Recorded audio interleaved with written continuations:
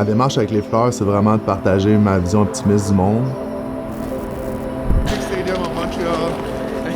Pour moi, c'est important d'être bold avec ce concept-là. C'est pas quelque chose que je peux être discret, c'est vraiment quelque chose qui est pour le public. Le but, c'est vraiment de le marteler le plus possible dans le quotidien des gens.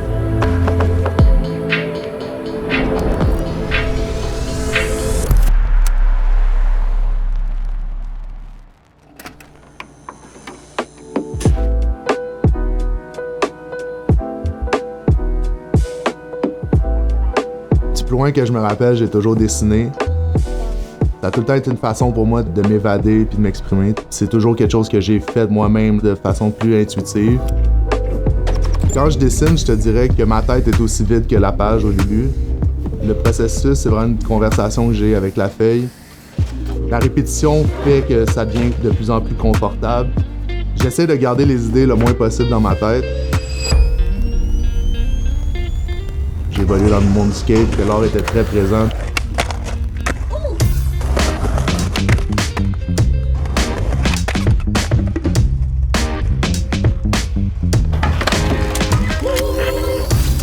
La vision pour le futur.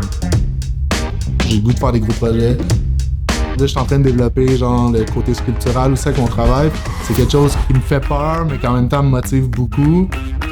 Le rêve, man, ça serait d'être capable de faire des fleurs de 50 pieds, mon gars, dans un parc.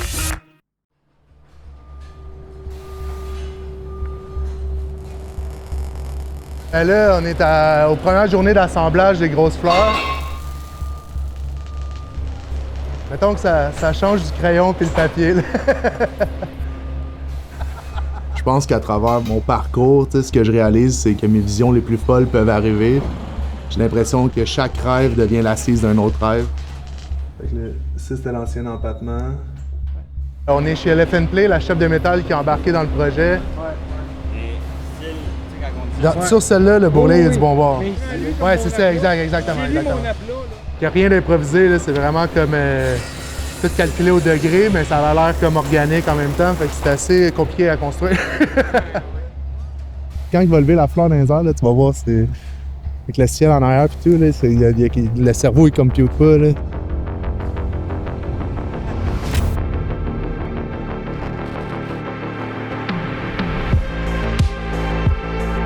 Mon rapport avec le centre-ville, c'est drôle parce que quand j'étais jeune, on prenait l'autobus pour aller au centre-ville pas mal tous les soirs. Là, je m'orientais vraiment avec les différentes sculptures, les features architecturaux. Là, d'avoir la chance de pouvoir aller m'implanter là, puis peut-être faire un landmark que des gens vont se rejoindre là-bas, je trouve ça vraiment cool, qu'on puisse laisser un leg.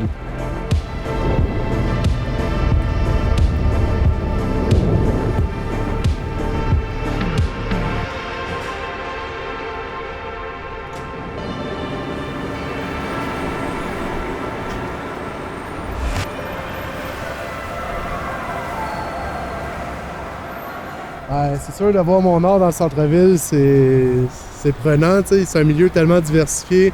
Si je pense aux étudiants, aux travailleurs, des gens de plein de milieux socio-économiques et tout ça, puis le fait de ponctuer le quotidien des gens avec une sculpture comme ça, ben, je pense que l'art a le pouvoir de rassembler les gens. Là,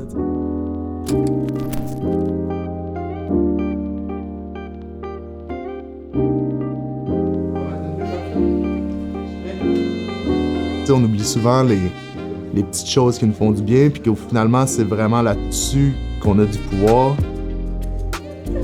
C'est un peu ce que j'essaie de véhiculer avec mon travail. La ville, c'est dans mon DNA. Puis oui, j'ai ma bulle familiale, puis ma bulle de création.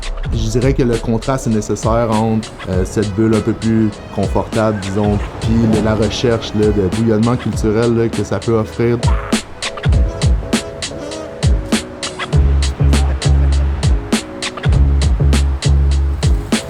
Je pense que le côté permanent de la sculpture me drive beaucoup. Je pense que ça laisse une trace positive dans le paysage urbain. Le but de ça, c'est vraiment de venir cristalliser un peu mon état d'être des dernières années.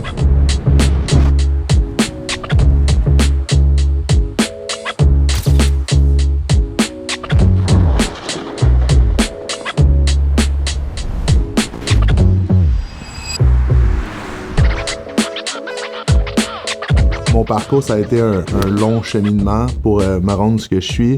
Du dessin que je faisais pour moi-même, puis maintenant être capable d'exposer dans des galeries ou faire des projets aussi majeurs que les fleurs sont partout.